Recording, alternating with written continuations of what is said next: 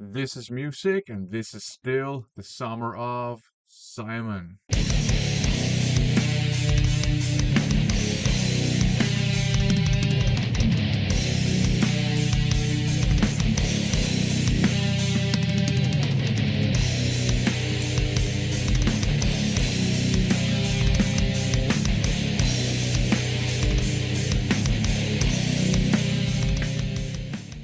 Welcome to another episode of the Summer of Simon. This is the second season of the Summer of Simon, which is a sub-series of the First Impressions series.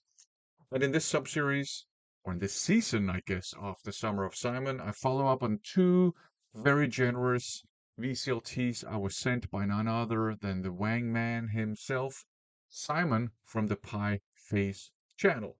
He sent me two very generous VCLTs, two massive boxes of CDs, and I've now had the time to listen to all the CDs, and I will share with you my first impressions of those CDs. Let's get down to business, starting with this one here. This is Nightmare Anima, and I believe this is some kind of visual K.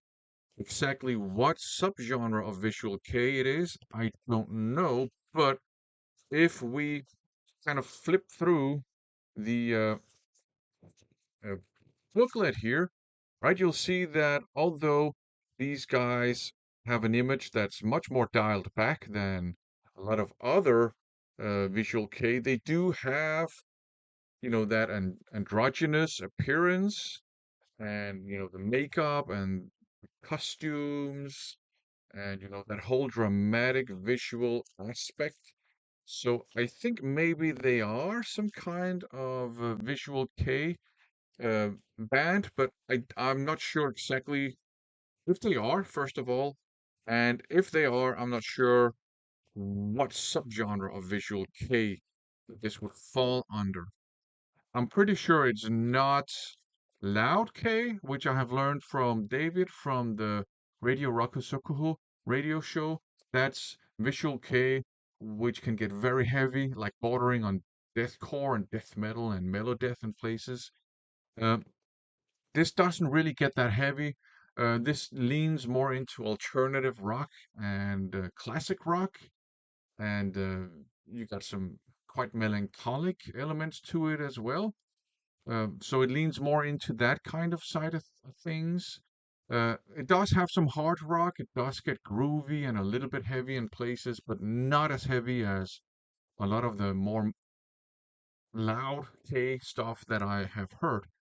But the singing style is very similar to that dramatic singing style that I've heard in a lot of modern visual K. So that's why I think this and the kind of dramatic image, although it's more dialed back and the androgyny, that's why I think it might be some kind of visual K. It's really good. I actually quite enjoy this, although it's more dialed back compared to a lot of other modern visual K I've listened to.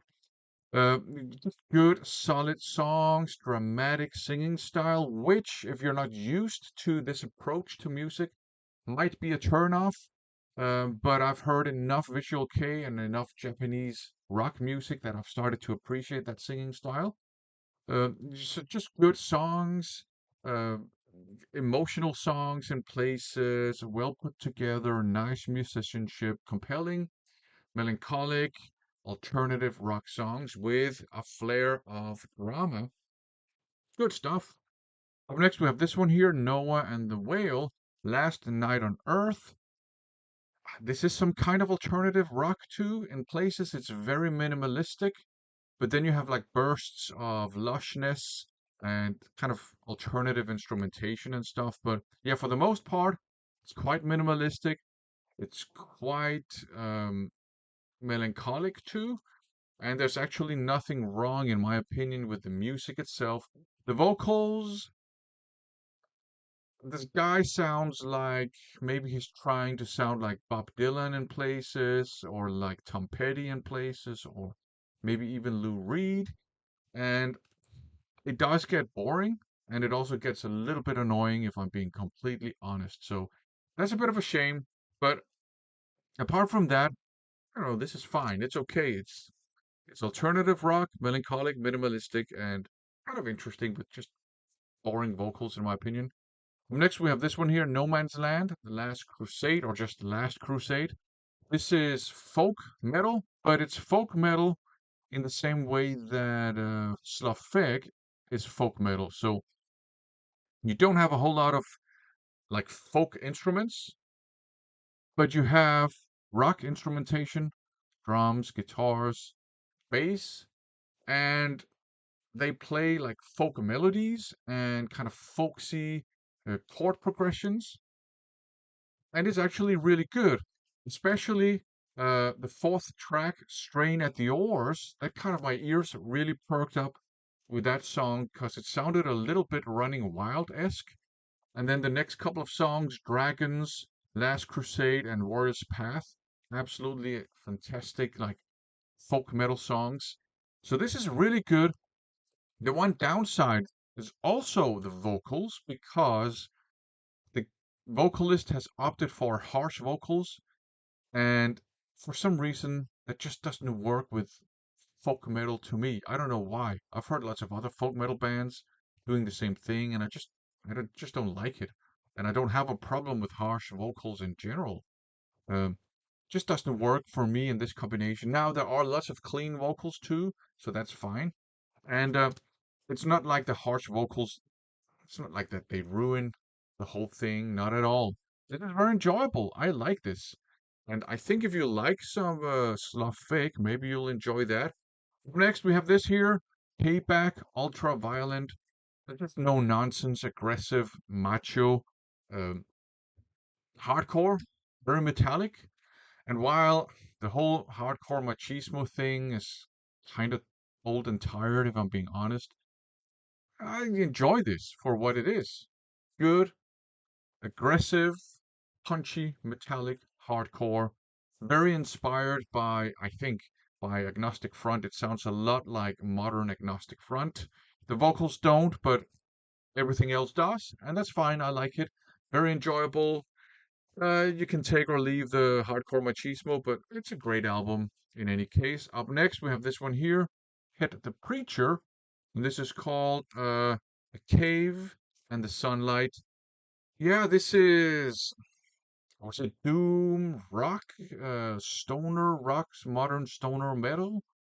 It's pretty solid, nothing out of the ordinary, but it's nice to have on in the background. Uh, so yeah, I enjoyed this one too.